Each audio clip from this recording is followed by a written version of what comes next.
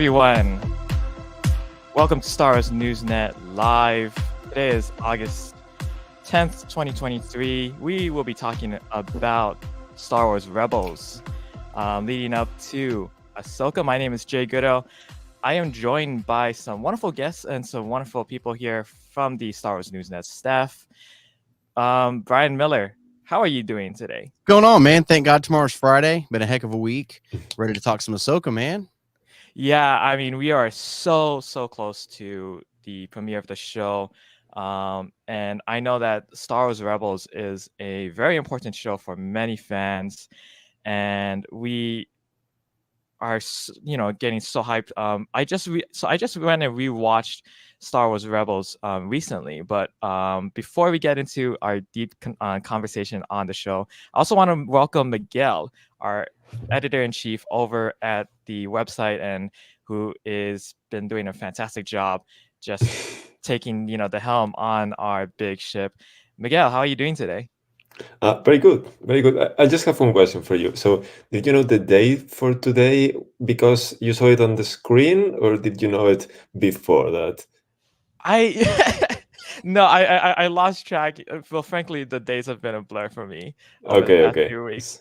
And I think you're coming in from Spain. Is Well, that I am correct? coming from Spain, but I'm actually in California right now. So, just spending here a couple weeks on a school. So, uh, it's not too late for me. Just it's 8 p.m. for me now. So, Right. I mean, the past few times that you've joined us, you've been in a different continent from. Well, I mean, I'm coming from Hawaii. Brian, where are you coming from again? I'm in Kansas, South Central Kansas, very dead center of the country. So Yeah. I mean, we are from all different, here at Star Wars Newsnet, we're from all different parts of the world. But, it's good to have you, Miguel, as well, being able to join us and for it to not be like in the middle of the night, yeah. It's still interrupting. today for you. Yeah.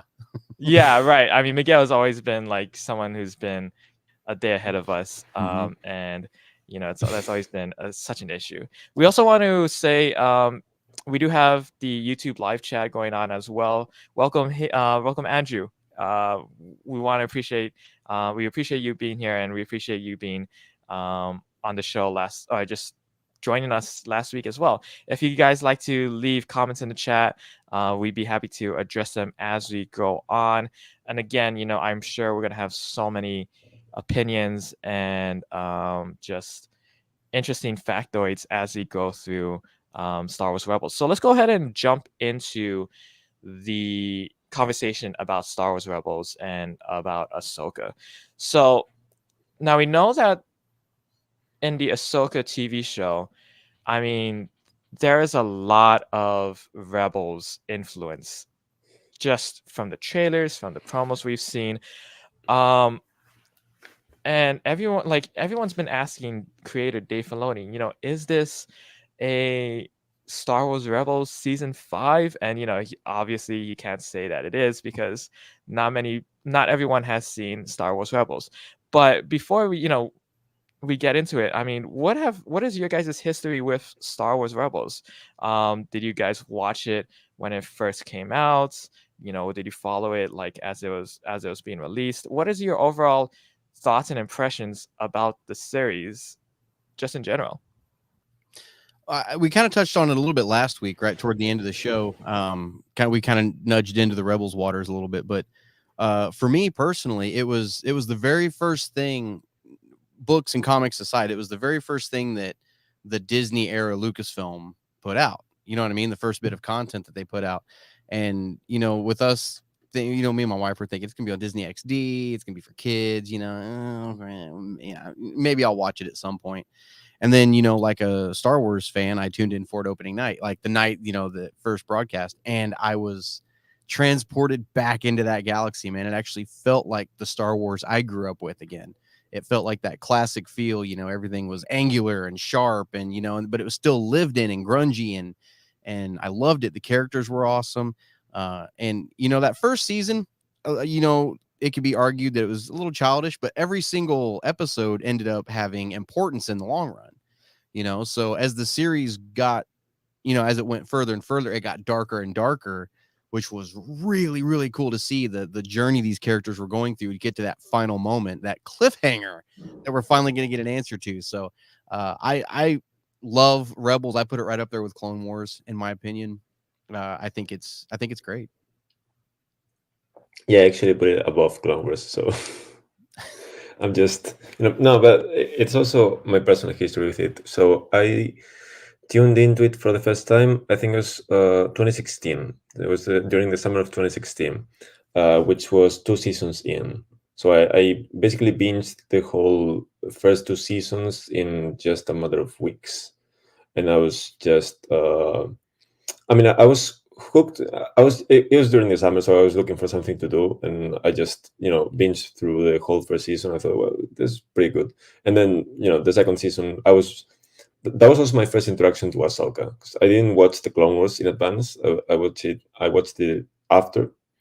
So season 2 of Rebels was my first introduction to Ahsoka. So it is special for me in that sense, and I also thought that season 2 was so much better than the first one. And I know we're gonna break it down into seasons, but just throwing it out there right now.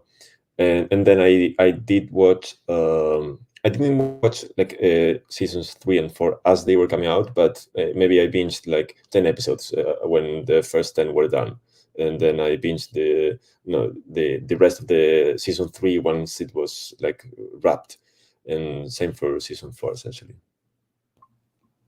Yeah, so as far as my own personal history, we talked about it last week. I'm not sure if it was on camera, but I admitted that I just only recently finished watching Star Wars Rebels. And it was, I was talking about it last week, but Star Wars Rebels came out like at a point in my life where I was just entering high school. And then so for me, I was at that, we all come to that point in our age where we're like, are we still gonna be watching, Yeah, cartoons? Is this still gonna be the kind of person I am? I'm older than this, and so we come to that point where we think we're too old, quote unquote, or kind of outgrown some of these childish things. But so I watched, I'd say, up to season 2. And again, Brian, we'll go into this later on, but it's interesting you saying like you actually appreciated like the older, um, more mature stories, where I was on the opposite end, where I was like, oh, Mhm. actually, this is kind of different. I kind of prefer the more, childish, young as a kind of aspect of the story. But so when that I watched up to season 2, and then afterwards, you know, going into season 3, season 4, I saw like they changed the look of Ezra, and I was like, yeah, I don't know if this is again for me. Maybe I will skip this. So only recently, once I saw just how much of an influence Rebels has on the new Ahsoka series, that's when I was like, all right, I better finish this. So I went back and rewatched it, and rewatched the whole series. I watched it with my dad. He joined me, and then so now I'm like, all right, I I see what all the hype is about, and I'm ready for Ahsoka. And um, I mean, there's so much lore that Rebels adds to um the whole franchise and as a whole. Yeah. Um, so yeah, let's just get into a breakdown of each season. Um, you know, um, Starting from season 1. Now, obviously, some of you guys touched upon it, but like Rebels season 1, very much so, it does feel like it's targeted for kids. You have this sort of found family aspect of the Ghost Crew, and it does, in a way, evoke even some of that old classic original trilogy, where you have this crew, centered on around this ship, and each of these members, feels like they have their own role. You have the motherly leader of, well, I guess Hera is in a way the The leader. Space Mom. Just Yeah. yeah. You have Hera, the space mom. You yeah, have Kanan, who is a bit of that scoundrel. When you first see him, he has a blaster, and you kind of think, oh, he's a bit of Han Solo, but then you realize, oh no, he's actually, you know, the Jedi and the leader. And then you have the main Jedi and Ezra, who's, you know, learning and is like the up and coming guy. Um, so I guess to start off with, like, what was your first impression of like the crew, and who was like your favorite among the crew? Oh, go ahead, Miguel. I'll let you go first because that one's the favorite. That's tough. Honestly, I can't even remember. Oh, go ahead. Yeah, go ahead. Go ahead. Here we go. Okay, so my first introduction to the characters was actually in the novel A New Dawn. I started reading all the novels at that point. You know, I figured I'd get back into the canon. Everything had been stricken, so I could start fresh and actually keep up with everything. So I'd read A New Dawn, and I had already met Hera and Kanan, and the rest of the crew hadn't been put together just yet. But Hera and Kanan, and kind of seeing how they met and the chemistry between them, and kind of getting an idea of who these characters were, kind of what their backstories were a little bit. It was pretty cool seeing them in the show for the first time together too, knowing what the genesis of that story was, the origins of it. So going into it, I'd already knew a couple of the characters, but then you throw in Sabine and Ezra and Zeb and Chopper. You can't not love Chopper. Yeah, I mean, he's a bastard of a droid. And if you're hanging off a cliff, I think I've said this on here before, if you're hanging off a cliff and Chopper's at the top of the cliff, you don't know if he's going to help you up or knock you off. Yeah, it's a coin toss. Absolutely. So I got to go Chopper, man. I love my droid. I can't wait to see him in live action. And he looks so good in live action. It almost looks like he's from Rebels. I mean, it looks so amazing. So I'm looking forward to seeing some Chopper. But I'll just say Sabine. I think I have a very good memory about her. But so going off of New Dawn, I'm just gonna ask. I haven't read the novel, so is it revealed in the novel that Kanan and Hera are a couple? He flirts with her quite a bit because he's got that scoundrel kind of like what Jay said earlier, that kind of Han Solo vibe. He flirts with her quite a bit, and that's part of the reason that he was so enamored with her, and actually kind of got caught up in what she was doing. But they never really alluded to the fact that they were actually together. Because that's something that was like, I've been watching it recently with my girlfriend, and like knowing what happens later, I can pick up on some things that say, oh, so maybe they're together, maybe they're not, but there's something definitely there.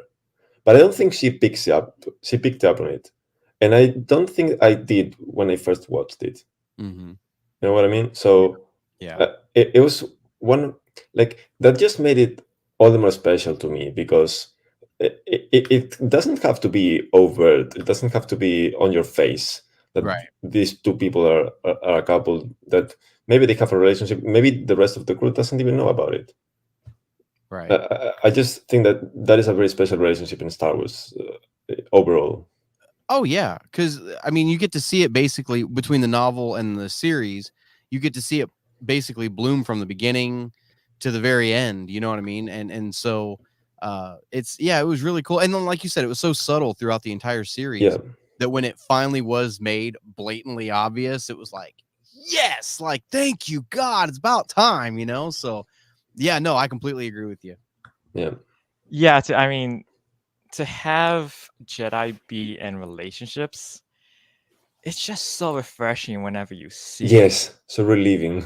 Yeah, right? I mean, like, finally someone, can experience love. And then I think that, I mean, correct me if I'm wrong, but I think Kanan and Hera was one of the earliest, like, besides, of course, Anakin and Padme. But, that was actually one of the first times where I actually felt like, oh wow, here's a time where Jedi actually are being able to be a little bit more free and express themselves. And then of course, unfortunately, it happens at a time when the Jedi are just non-existent practically. But yeah, no, great points, both of you. I said this earlier, but I think because of my age, I definitely connected a lot to Ezra. I'm not sure if like many or like if how popular this is, but like Aladdin, for example, is one of my favorite Disney movies, and part of it was because I could relate to Aladdin, and like I love those like street kids, like that are just mischievous. And then there's that scene in the very first episode where Ezra helps out the guy who's getting his fruit taken from the troopers. He helps him, and then he's like, the guy, the vendor, is like, no, oh, thank you so much for helping me. And then Ezra's like, no, thank you, as he's the one who's actually picking the fruit from the vendor. So I wonder, like, again, we talked about this earlier too, it is targeted towards kids. And so I wonder, like just how much of that, affected me. And that's part of like why but again, that's part of why I love um, the character of Ezra. I also want to mention shout out to the Caravan of Garbage guys. They have a great YouTube channel and a podcast, but they just went over Star Wars Rebels. And I didn't know this, but so obviously there's a big connection between Aladdin and Ezra, but Ezra is actually inspired by the Karate Kid, Ralph Macchiato. Okay. Right. And so I thought that was really interesting that was that was the actual inspiration behind Ezra, and not actually Aladdin. I didn't know But that either. yeah. That was really interesting. Karate Kid of all things. Yeah. Yeah, Andrew Haley, was saying earlier in the chat, like he was 9 when Rebel season 1 came out. I think, yeah, obviously, like we were the target audience. I was again a little bit older, and Ezra is part of that, and you have Sabina as well, who's like the young teenager, and who's also kind of like got a bit of art, like she's an artist, right? And then she's got like the graffiti and the rebellious type nature to her. But yeah, no, I think Star Wars Rebel season 1 definitely was a powerful introduction to the series. So MB Wilson, so Kanan is Mr. Miyagi. Wax off. In a way, yeah. I mean, like there are like, I mean, obviously, like the Jedi and samurai, or Jedi and like has that Japanese connection to it, right? So yeah, thank you, Andrew Ralph. I'm so sorry. I haven't watched. Yeah, it. macchiato is a type of coffee, isn't it? Yeah, I'm bad with names too. Don't feel bad. Yeah. Okay. I'm so bad with names. So jumping forward, then, going into season 2 with Star Wars Rebels, at the end of season 1 of Star Wars Rebels, we have Ezra going in, really immersing himself into the Jedi training. They encounter the Inquisitors. Grand Inquisitor gets killed, but they realize like, oh, now we're part of this rebellion, and we even have Ahsoka, who is Fulcrum. What did you guys think? Well, I mean, I guess Miguel, like, let's start off with you, because you said that this was the first time you met Yep. Ahsoka. What was your first impressions of her? I mean, I was immediately captivated by her design. Like that was she immediately became one of my favorite characters just based on the design. I really like her looks, and I mean, I tend to gravitate a lot towards blue wearing people. So there's a lot of blue on her, so that immediately jumped out to me. But yeah, I mean, I really liked her design, and once she started like wielding those lightsabers, that was just so cool. So I mean, I guess that was season 2, but yeah, honestly, that was one of those things that I guess. So Brian will probably talk about this a bit better than me, but I guess that was one of those things where it was like, okay, so here's Filoni doing his Clone Wars thing with his character, whatever. But it just worked for me because I didn't know that was someone from the Clone Wars. I just had never met the character, so that just worked for me as you are now part of a larger world. Yeah, and then Brian, going from the Clone Wars into Rebels, I mean, we talked about this earlier last week too, but obviously Ahsoka. I mean, for me personally, I had a big connection with Ahsoka from the Clone Wars, and Mhm. so seeing her at the end of season one, I was just floored. What did you think? Going into season two of Ahsoka, when after last time we saw her was, a little bit of season six Clone Wars, but Mhm. after she left season I five, don't think she you was in know, season 6, was was she, she? No, she wasn't in the last season. I okay. So I Go the ahead. the last season of Clone Wars hadn't come out yet.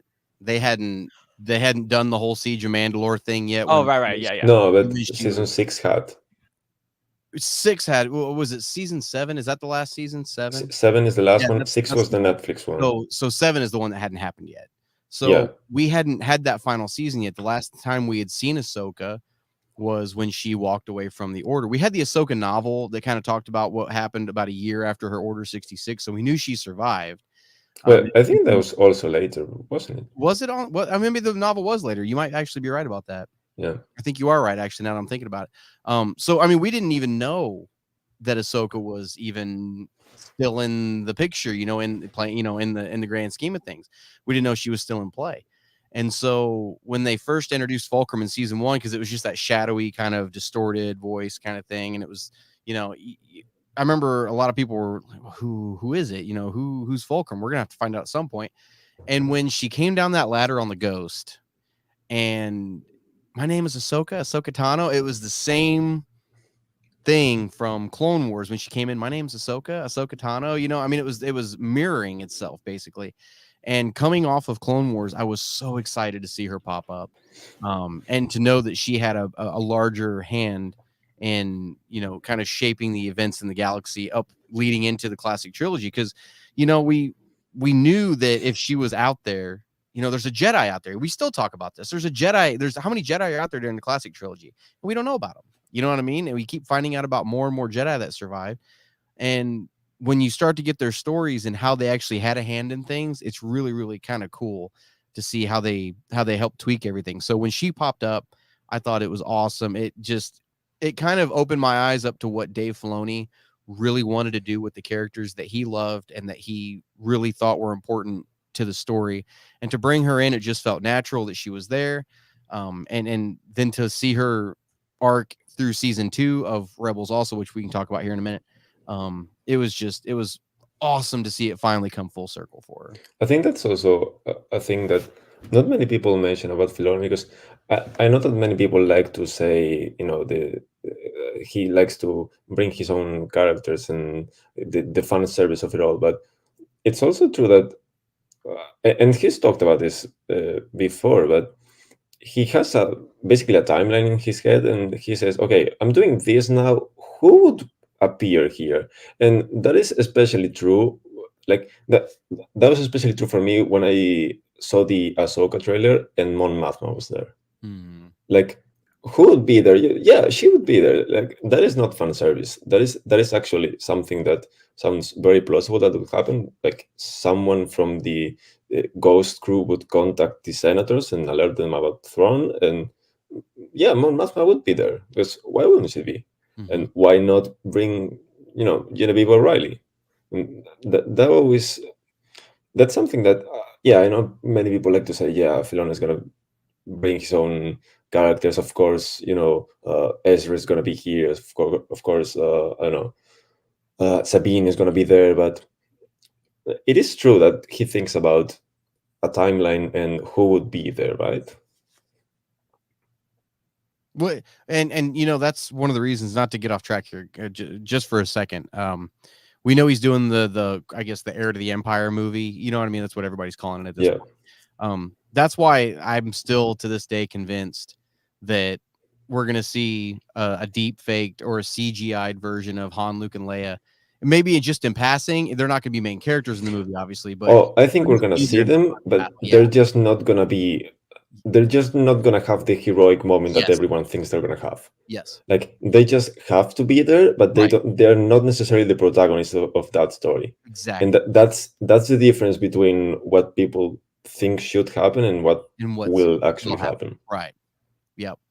No, so that's why uh, and Filoni knows that. He's even Jon Favreau has sat down and said, who's in play. We look at who in the galaxy is out there right now. The whole thing with Grogu being taken by Luke, it was, who is in play right now? Who are the Jedi out there?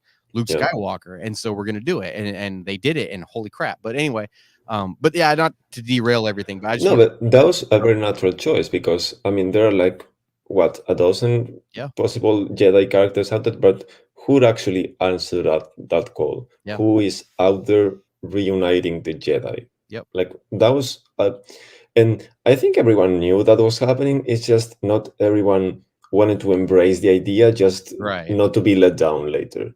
Yeah. But I think that was always like the most logical answer. Mm-hmm. Yeah, MB Wilson on the Yeah. YouTube chat is saying most of the cameos in Rebels really do make sense in the story. I agree. And moving forward a little bit, speaking of big cameos, I mean, you have Darth Vader in season 2 of Star Wars Rebels, and you have that fateful moment between Ahsoka and Darth Vader. Like we see just this impactful and an emotional moment between former master and apprentice. What was that scene like for you guys, just as a viewer, to have this, extremely, like those 2 episodes, the Twilight of the Apprentice Part 1 and 2, are some of the most revered episodes in all of just Star Wars in general. And then you also have Maul, who I forgot to even mention. Yeah. So what was that like for you guys, just watching that as a fan? Well, as coming off Clone Wars and seeing that she had popped up, because in the first episode of season 2, that's when she kind of pseudo connects with Vader for a second, and she has that freak out moment and passes out. And at that point, I mean, we were all, oh, she knows, you know what I mean? Like, but does she really? Because she keeps talking throughout the season saying, I keep reaching out to see if I can feel my master, and I don't feel him anymore. I don't feel Obi-Wan, and that was even in the Ahsoka novel, that she was reaching out trying to feel these people and she couldn't feel them. And when and the whole season, we were sitting here going, man, it's going to come down to it. It's going to come down to Vader and Ahsoka, man, and it's going to happen. This is going to be awesome. And when it finally did, it did not disappoint. That first moment when Vader hears her voice and you see him just kind of look up and he turns around and there she is, and everything that they said to each other, I'm no Jedi, it's just all of it came full circle from Clone Wars, especially after seeing Tales of the Jedi and season 7 of Clone Wars. Even after seeing all of that now, it even has more of an impact now. Seeing, that connection was still there, whether Vader wanted to admit it, that connection was there.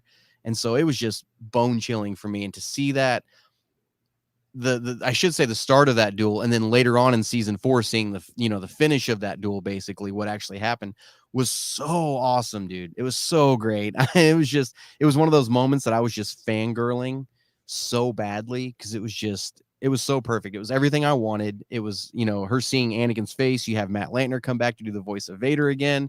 So it really had that Clone Wars flavor. It was really, really cool. Yeah, so for me, because I binged it, I just wasn't thinking ahead. I was just, I didn't know what was happening. It hadn't really crossed my mind because it hadn't really crossed my mind in what way would the season evolve. So when that moment happened at the end of part 1, like I wasn't as taken away by the moment because I hadn't seen the Clone Wars, but I was still like, this is a very, very, very important moment. And I don't know, it was just handled so well. I think it was just very well executed, and yeah, I mean, those are my favorite 2 episodes of animation ever since I saw them, even before I saw the Clone Wars. So that speaks a lot about how good they are, I think. I think, yeah, no, just to echo what you guys have been saying, those 2 episodes are impactful. Like, not from a story perspective, from a animation perspective. The duels in those 2 episodes are fantastic as well. Yeah. There's some excellent choreography. The music is great. Except for the helicopter lightsabers flying, except I for mean, that. who doesn't love that? Look. Come We, on. we won't talk about that. We should have seen that Right. in live action. To see the Inquisitors just fly Please off like don't. as a It was in Jedi helicopter. Fallen Order too at one point, and they did it for just a I second. hadn't I hadn't finished that game, so Yeah, the Inquisitors, and the Inquisitors in those episodes just feel like like they're Scooby Doo villains. yeah. I mean, Yeah. they're just there to be there and to be like a bit of a nuisance, while the big boys are like playing and sort of thing.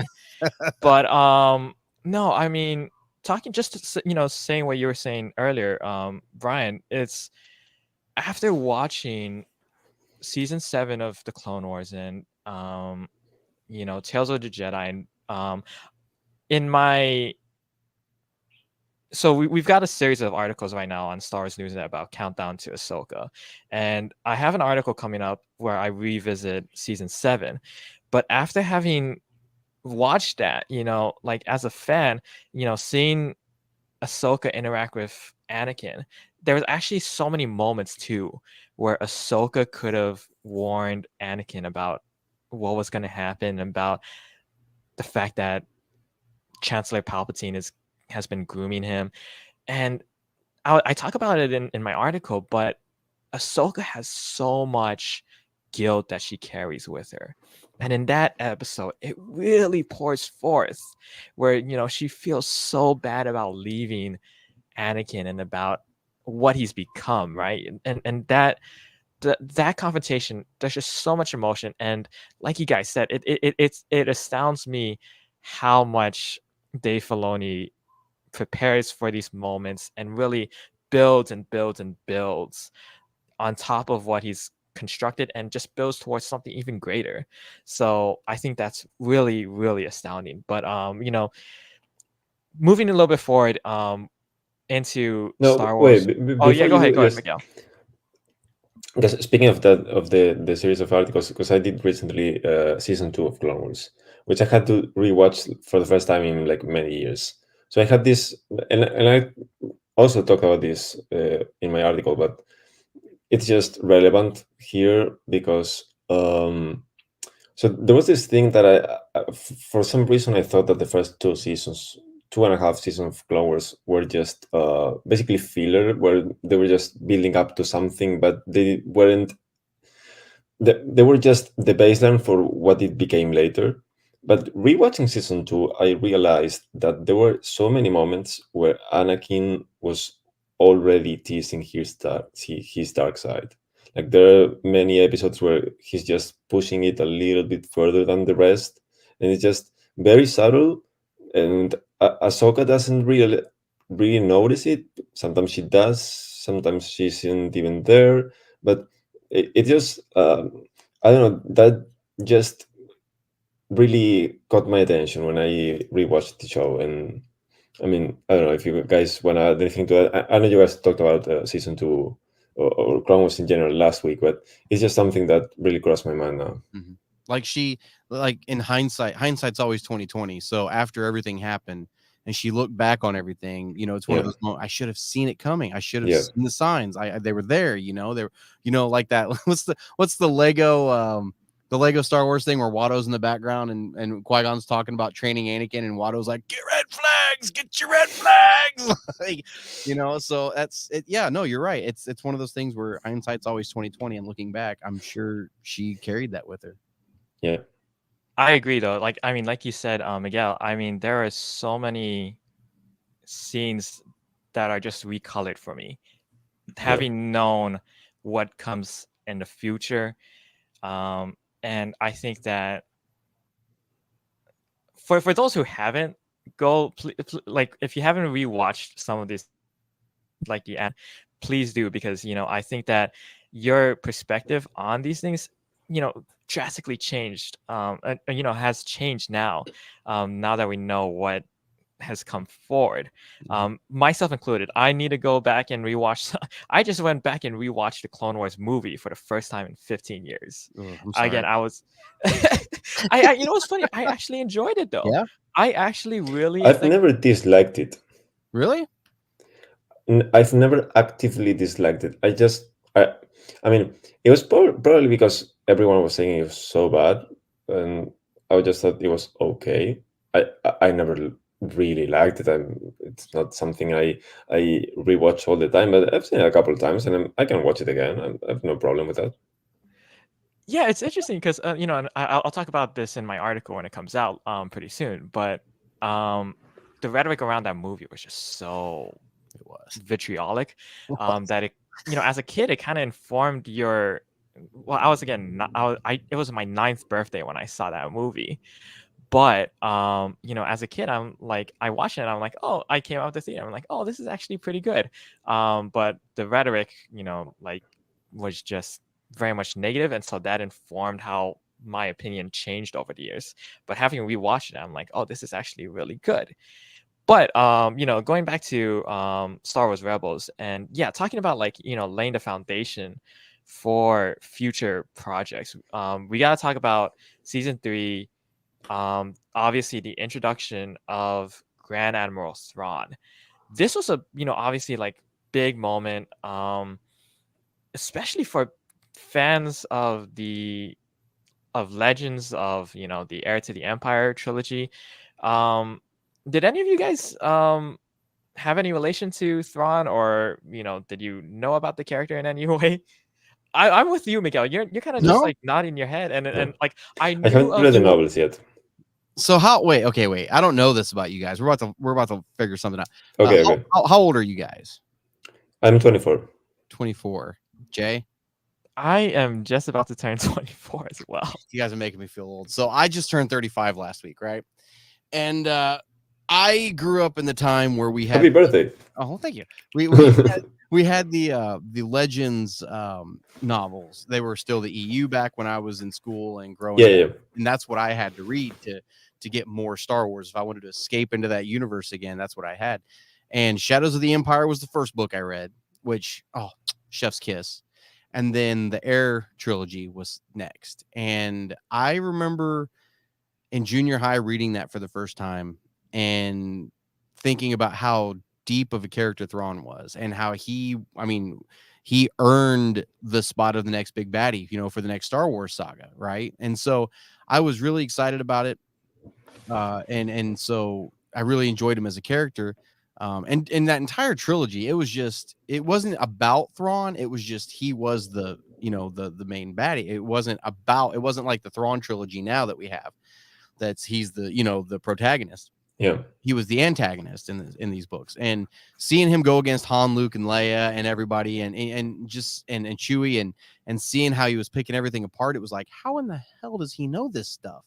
And so the more you read the books, the more you realize he's just a tactical genius. And so when they announced that they were bringing him into Rebels for the first time, of course everybody was like, it's not the right time period. You're gonna mess it up, because that's what everybody at the time was. And now hindsight 2020, right? Yes. And now hindsight, and now we've gotten to where we are.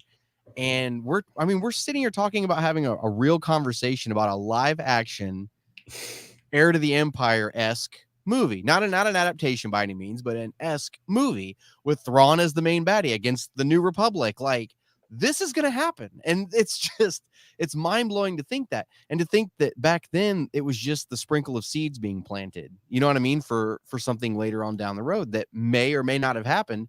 But I think Filoni was kind of pushing his chips and hoping that would happen somewhere down the line. And the reason, knowing how season 4 ended with the cliffhanger and wanting to touch that story later on down the road, I think he had the plan. I think he knew that was going to end up happening. Yeah. So bringing Thrawn in was definitely planting some seeds for the future, and I think he tended to him well. Well, I don't know that when he introduced Thrawn in season 3, he was already thinking about live action in the New Republic era. I don't think that's necessarily the case, but I do think that the plan started to shape up as he went along with it. So I got a couple of questions for you. First of all is, because I haven't read the novels, I haven't read the old novels. I own the first one, the Heir to the Empire one. I just haven't got into it yet, even though I've owned it for 5 years or so. Anyway, I have read the new ones, the first two, the one with where he's Rowan. solo and the one with Vader. Yeah. So my question is about the old ones. Uh, is the first one so much better than the other two? Like I have the impression that the other two are not so good. Of the old Yeah, trilogy. the what is it? Last Command and I It's can't remember the other Dark one. Force. It's Heir to the Empire, Dark Force Rising, and The Last Command. Okay. And that, I mean, at the time when I was reading them, I think when I picked up the first one, the third book wasn't out yet. I don't think The Last Command was even out yet. So I had a gap in between them. But looking back now, I would almost say if you're gonna read them as one. Just look at it as one story. Don't think of it as three books. Just think Yeah, of yeah, it but as yeah. one whole story, three acts. You know what I mean? Yeah, I'd say I really liked the way Dark Force ending, or I'm sorry, Dark Force Rising ended. I really liked it. Last Command was kind of weak in the middle a little bit, but then the end of it was freaking awesome. Because I don't know why I just have this maybe not based in reality thought that the two and three really go to really weird places. They do. Okay. They do. Yeah. But when you look at it as a whole story, though, I mean, as like an act one, two, and three, it works. Okay. And Okay. Heir to the Empire is the one that gets the most love, because like Star Wars, it was its own self-contained story. It could never have had a sequel, and it had its own contained story. Heir to the Empire was kind of the same-ish way. And it feels weird saying that considering that Thrawn was in the second two books also as the main baddie. But no, Okay. I So really did some enjoy him. yeah. So my second question, and maybe this is for you, for the two of you. So, like this is something that comes up every so often, and I know I have my answer, but I know I want to know yours. So, in the new Throne books, especially like not the ones that are set in the cheese world or in the cheese society or whatever, like the ones where he's working for the Empire. In those novels, he's pretty much painted as not even as an anti-hero, but even as the good guy of the story. Whereas in I think the old novels and also in Rebels, he's the bad guy. Right. So what do you guys think about that? Those two sides of that coin. So my feeling is, well, I'm gonna tell you mine later. So what do you guys think? Like, do you think there's a discrepancy between Rebels and the new novels and what Son wrote, or do you think it agrees with it? Jay, do you want to take the lead on this one? Yeah, I can. I think Thrawn is such a layered villain that he really can be a good guy. And I think we've seen that many times in novels in general, where the Empire is sometimes portrayed as the good guys, Yeah. and that the rebels are seen as terrorists, as people that want to just cause anarchy throughout the galaxy. Um, I'll be honest. I haven't read all of I haven't read many of the Thrawn novels. I am reading through Heir to the Empire for the first time. And then you know what, MB Wilson, you're saying I think it is a matter of perspective. You're right. And then I also want to He add beat on me to the to punch. Yeah. I also want to add to what you said earlier, where you said I never liked the Heir trilogy, but I really did like Thrawn as the bad guy in Rebels. Funny enough, like I said, I haven't like I my introduction to Thrawn was in Rebels, but then now I'm going back and reading Heir to the Empire. I'm gonna just drop this kind of I'm a mic drop here, but I don't actually like Heir to the Empire all that much. It's okay. It's all right. I mean, I think Zahn is a great writer. I think he's talented, and I think that there are great scenes in the story. But like, Mm. I'm reading through it, and I'm like, I don't see why people think this is like the greatest book ever written. Well, okay, so think of this Yeah, though. go ahead. At the Yeah, time when it came out, we didn't think we right, were going to get another Star Wars movie ever, and they marketed these books as the official continuation of the Star Wars right. saga. It says it right on the back cover, which that was never true. But I think MB Wilson has a great point with perspective, because in those old novels, it was still very much a story with the heroes as, you know, Han, Luke, Leia. It was just a continuation from Return of the Jedi, basically, with Thrawn as the new villain. With these new novels, they're based around him. So he's not the antagonist, he's the protagonist. And something Disney has done, I shouldn't say Disney, what Lucasfilm has done during the Disney era, in this new iteration of novels, is they've really tried to introduce that from a certain point of view thing. You know what I mean? Where it's perspective, everything is perspective. Remember when the original Star Wars came out, it said, you know, the evil galactic empire. It was very black and white, cut and dry. And now they've tried to humanize the empire. They've shown the gray area that the Rebel Alliance is willing to work in. You know, I mean, they've called the rebels terrorists, you know, and everything like that. And so, yeah, it's all about perspective. And I think because those novels were from kind of his perspective, what he thought he was doing was good, you know, and you find yourself rooting for him in these new books.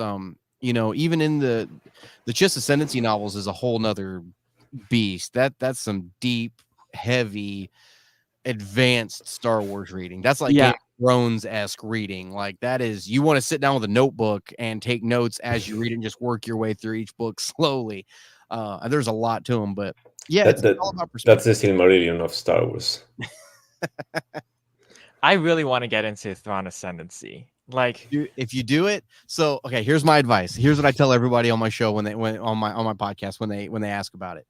That's a different breed. That's a whole different breed of Star Wars book. right. That's something that if you're going to do it, you need to commit the time to it, sit down and just work your way through. Because at the beginning of every book, it shows all the characters that have been introduced so far, and like their position is like a reminder, right? And then they have all of their like Chiss names, which are, you know, 37,000 letters long, every single one of them, and it's like, take your time and go through them, because it is serious world building and society building. And it's just, it, like I said, that's not for, if you've never read a Star Wars book, do not start with that trilogy. Don't do it. It's Wait, something you want to commit the time to. so okay, let's just go off like a complete tangent from this. But what's your guys's pick for an introductory book? Like the first, someone says, "I'm gonna read a Star Wars novel for the first time." Which one do you recommend? I'm gonna say I think it's the general consensus from what I've seen anyways, Lost Stars by Claudia Gray. Okay. I think that's a great point to pick up in. It really follows through the classic trilogy, through stuff you already know and love, and kind of shows it from a different perspective from these other two characters, all the way through it to the Battle of Jakku. And I think that's a great place to start. I was gonna mention Lost Stars, but I want to go a different direction and say the High Republic and Ooh, start with Light of the Jedi. okay. I think no, I agree with you. Lost Stars is a fantastic book. And I don't disagree But with you. Yeah. but I think that for those who want to get into novels and the books, I think that here's the thing: novels and the books of Star Wars offer just like open up the world of Star Wars so much, and I think that what better way to get into the books than with this new era that just opens it up like very vastly. You know, taking set 200 300 years before the Phantom Menace, and that, you know, again offers something more supplemental to the main movies, but that is still widely different. You know, again, I like Lost Stars, and you know, still one of my favorite books of all time. But I think both are really great. Both are actually really just great books that anyone should pick up, regardless of introduction or whether you've been a long time fan. Okay, so I'm gonna take both of your arguments and say the right answer, which is my answer, and also the one I started with, which is Bloodline. Oh, good book. Bloodline uses everything you said about, you know, known characters and a story, you know, but also opens up everything for a new story. It's set like 6 months before The Force Awakens or something like that. So it also ties into that, and it shows you like the possibility of what a Star Wars novel can be. And that book's got such a galaxy shattering spoiler in it. Oh Like yeah, so good. Like it's that was a great political thriller. That was a yeah, great one. So, going back to our yeah. original Let's go topic. Yeah, back, we way back. derailed, yeah. So let's just talk about season 3. I think this will probably be like our last question before we wrap up. So unfortunately, we probably won't be able to get to season 4 just due to time. But I do want to talk about season 3 and Sabine, because I feel like this is really the season where Sabine shined. Where we get the whole reveal of Sabine's backstory and how she built this super weapon to destroy the Mandalorians, and how she tried to warn everyone, her family included, about what was going to happen, but they shunned her and everything. Now, I guess I'll throw it to you first, Miguel, because you were saying how Sabine is your favorite character. What is your what's your take on just those episodes focused on Sabine and on the dark saber? And like, were those really the episodes that just made you fall in love with the character?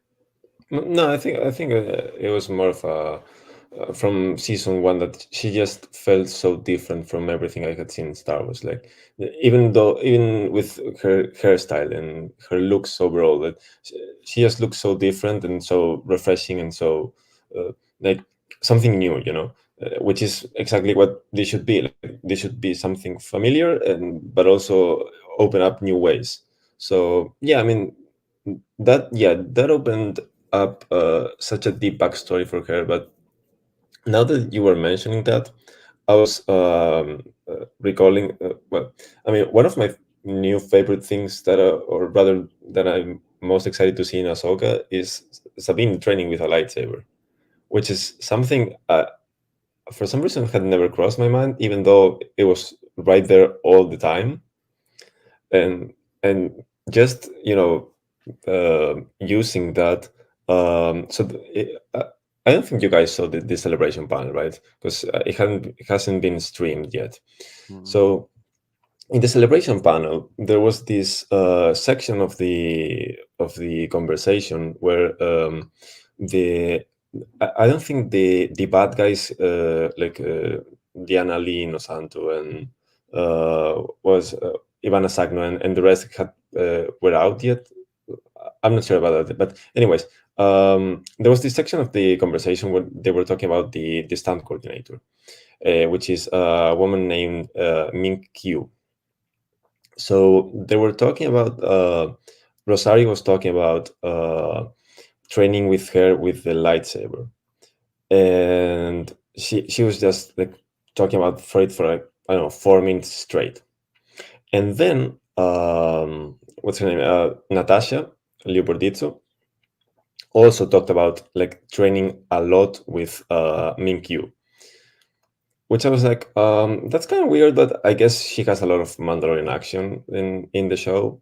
And then Mary Elizabeth Winstead was like, yeah, I never really worked with her because I don't really have that kind of action scenes. So I was like, I don't know, that sounds kind of weird, but I guess there's gonna be a lot of Mandalorian action. And then they showed the trailer, the extended version, with Sabine wielding the lightsaber. So just my mind exploded there. So I was talking with my girlfriend later, who was there and who was listening to the conversation and who had seen the first 3 seasons of Rebels. And I was like, wow, I never expected that to happen. I was like, and she was like, yeah, I knew when they were talking about the lightsaber training, I knew she was gonna wield a lightsaber because she does so in Rebels. And that's just the sort of connection that me as someone who knows very well the lore had just never made, and she who doesn't know it that well, she was like, yeah, she trained with a lightsaber here, so she's gonna wield one over there. Yeah, no, that was just my story about Sabine and a lightsaber, and I'm really excited to see that, and also to see her training with Ahsoka, which is Yeah. something I don't know, I never thought would happen. So I don't know if everybody, well, I shouldn't say everybody. I've seen a lot of people online losing their minds right now saying Sabine's not force sensitive, right? And I don't know if that's even going to be the case because Yeah, we don't know. remember Kanan was trying to teach her how to wield the dark saber, talking about how it's a current, you direct the current, and teaching her how to fight with it. And I think that's more along the lines of what Ahsoka was trying to teach her, because we knew Ezra left Sabine his lightsaber. We knew that from Rebels. And so I think that's all that is. I think she was just learning how to wield that weapon. Why now? I don't know. There's no telling as to why. Why she needed to learn how to wield it while she had it. You know what I mean? So with the hope that one day she'd give it back to him, what's the point of learning how to? So unless it has something to do with they know where he is, and she was training for going and getting him. You know what I mean? So I don't know. I just don't think it's going to be a force sensitive thing, but it was awesome seeing her with that green blade and knowing that that's Ezra's saber. And it's just so cool. So cool. I actually don't think Sabine is going to be force sensitive either, because I mean, there are plenty of other people who have wielded a lightsaber, without really being force sensitive. Right. And I think it's totally just a possibility that Ahsoka could have been training Sabine simply just to like defend herself and to fight, like Kanan did, with using a lightsaber. But those few episodes where Sabine goes back to Mandalore, she runs into her family and she confronts them, and then you have Bo-Katan. I think, for me, Sabine really carried season 3. Sabine carried season 3, and then I loved her in season 4. So like you guys, I'm super excited to see her in Ahsoka. So just to wrap things up, we were talking about, Miguel, you were mentioning, like you're looking to see more Sabine action and like her wielding a lightsaber. So let's throw it over to you, Brian, really quick. And just as an overall wrap up discussion question, what are some aspects and scenes or moments or just ideas from Star Wars Rebels you hope will transition over to Ahsoka, right? Mhm. Again, there's so much that's being transitioned from from Rebels to Ahsoka. So Right. what are some other parts of the show that you are I, hoping will make it? I'm really hoping, and I'm pretty sure that it's already kind of been confirmed that he's in it. But I want to see some Jason Sindula. I want to see what was going on with, because I mean, the epilogue of Rebels. My wife and I watched it again not too long ago, just as kind of a refresher, right, to get ready for Ahsoka, and seeing that, just watching the epilogue by itself is enough to bring a tear to your eye and get you choked up, Yeah. because just the way they did it was so great. But seeing that, Kanan and Ezra, the fact that, or Kanan and Ezra, whoa, that's a different Star Wars universe. Kanan and Hera had a kid together. And the fact that Hera was a working mom, you know what I mean? Through the entire original trilogy, she was a working mom, dude. When you see her in Squadron, she's got a kid in the quarters. When she's at the Battle of Scarif, she's pregnant. Like, you know what I mean? Like, it's crazy to think about how tough she was. But I want to see, I want to see some more of, I want to see some interactions between her and Hera, and talking about Kanan, talking about his dad, because obviously he never got to meet his dad. And I'd love to get some mentions of Kanan, and see some Jason Do, Segula, man. do you want me to blow your mind right now? Yes, I'm always ready for a mind blowing. Jason is in the trailer. He briefly, like, there's a In a little recent snippet. TV spot, he is like, Really? yeah. There's this shot of the ghost as they are entering hyperspace, Okay. and you can see the silhouette on the right hand side seat. Ah, Harris on the left, and he is on the right. There's yes. just this little shadow that is essentially Jason. Yes. I don't know which spot is. It was released like in the last week, but Bring it he on. is there. Bring it on, man. I'm glad you told me Yeah. that. That makes me happy. I'm going to go to bed with a smile on my face. Miguel, you mentioned earlier again the lightsaber fights. Anything else that you're hoping from Rebels transitions Yeah, I over mean to it's Ahsoka? 3 words, and it's been there from the very beginning. It's the world between worlds. Yes. I We mean, haven't even touched upon that. No. I can't. I thank you for bringing that up. I can't believe we haven't even touched upon that. yeah, because So it's go season ahead. 4. No, I mean, this is funny because and we know, we actually know this is happening in Ahsoka even before we knew Sabine was in it, because the World Between Worlds is in the logo of the show, Yeah.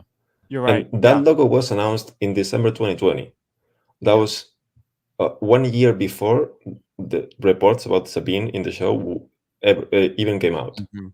So that is just one thing that we know is gonna be there, that I don't think we've seen in the trailers. There was this shot of Baylan and Ahsoka fighting, that the background seemed like it was the World Between Worlds. Right. Uh, Yeah.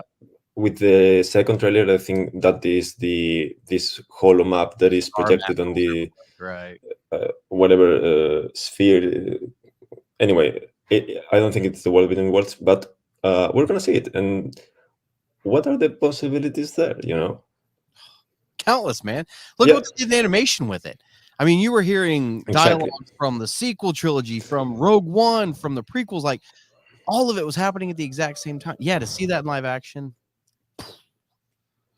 And I mean, I'm not one to call for cameos that just because I want to see that character, Yeah. but in that specific instance, it makes a lot of sense, and it also like opens up so many what if possibilities. Yeah. That so what if, like the big one? What if Anakin never went to the dark side? Like we could actually potentially see that, right? I'd love to see a comic series or even a TV series of What If. You can do it for Marvel. I mean, with Marvel, they have the multiverse and everything, but yeah, with Star Wars, I mean, they even used to do comics called the Infinities comics, where they would take one moment and change how it came out and just show how the movie went. And I like my favorite one was Luke died on Dagobah on Hoth. And as he was dying, he was saying Dagobah, Dagobah. And so Han was there when he died. And so he went to Dagobah to see what was all, what he was But he froze off, or what? How did he die? Yeah. Do what? How did he die? He froze off. He froze to death after the Wampa Yeah. attack. Yeah. And so Han goes to Dagobah and trains as a Jedi, and Boba Fett ends up getting frozen in carbonite by Lando. Like it was a ridiculous comic issue. And it was awesome. But yeah, no, it'd be cool to see something like that. Yeah. So just really quickly, just to wrap things up, we are going a bit over time, but that's okay. I want to say thank you to everyone who has tuned in live to watch us. For me, something that I would love to. I mean, I know we're gonna see it happen, but to see as a transition from Rebels animation to live action, that's huge for me. Again, I have a real deep connection to that character. I don't I don't know about that whole the Ahsoka Inquisitor being Ezra theory. I think that's an Yeah. interesting idea, but I think that's a great lead-in to our next week's topic, which will be on Ahsoka predictions. That will be our final episode of Star Wars Newsnet Live before the premiere of Ahsoka. So please tune in for that episode next week. Guys, any last things you guys wanted to say? Anything you guys wanted to mention, promote before we wrap things up? Miguel? I mean, trying not to go on another 10-minute tangent, but there's this thing. This is from season 4, so we haven't really touched on it. But actually, the epilogue. Yeah, go ahead. Absolutely. Do you know where I'm going with this? No, but Okay. I'm sure we're willing to stay a few more minutes. Yeah. So in the epilogue, when Ahsoka comes back, she's wearing a white cloak, right? Because that is very reminiscent of Candle of the White, which is something Rosario Dawson has talked about, and even Filoni has talked about before. But am I alone here thinking that they replicate that scene in the trailer, and in the trailer she's wearing a gray cloak? Yeah, they did. And I think that not that scene, but I think 2 scenes happen in that setting, and they kind of mixed footage from both of them, and it kind of confused what was going to happen. Because when Ahsoka pulls up for the first time, she's got the hood down, and Sabine's got the long hair, and she's like, what's going on, Master? It's been a while, No, I think that's a And flashback. I yeah, think that is when they start training together. yeah. I Yeah, don't disagree with you. Yeah, and then we've seen the footage of her with the short hair, from the epilogue, going which up is from the hiking epilogue. Yes. right, and so I think that's when I think we're gonna see it. So, what do you think the gray color means there? Oh man, I don't know. I really don't know. I do remember when that scene first came out. I remember. Well, no, when was it? I think it was in Mando when Ahsoka popped up for the first time. Dave Filoni came out and was like, "Oh yeah, all that happened before the epilogue of Well, Rebels." And he everybody's like, actually said "What?" that he never said when the Oh, he epilogue didn't? happens. Like, wink, wink. I don't know if this is before or after. Yeah. Okay, I got you. I don't know if the robe color means anything. I was trying to figure out what was going on with that like staff that she had though. That was kind of weird, but Yeah, she's Gandalf. yeah, exactly. That's exactly what she looks like. But I don't know if there's any. I don't know. It's a good question. I'm sure we're gonna find out in 2 weeks. I hope. Yeah, again, we need. I think season 4 absolutely could warrants its own hour Be its discussion. own But hour-long show. Yeah. yeah, unfortunately, we'll see it. Well, I mean, I think our next week's topic is locked in, but we appreciate. Now we can do a appreciate, section. yeah. Maybe we should. Yeah, Yeah, absolutely. we'll talk about some season 4, and then Yeah. the last part we'll do some predictions and have some Yeah. fun with it, and kind of go from there, man. Start Also, the countdown. Yeah, Miguel. Correct me if I'm wrong, but we are also having the mailbox section too, like where Yeah, well, fans can submit, or like our fans can submit comments and predictions on Ahsoka. yeah, so we're gonna have some posts on social media. I'm not sure that we're gonna post on the site, but probably on social media, just asking for a general Q&A about Ahsoka, and letting the audience send their predictions, their thoughts, their concerns, their questions about what we might see, what we might not. Just in general, I don't know. I think we can work it all in. If the show it's like if the show goes on for an hour and 50 minutes, so let that be it.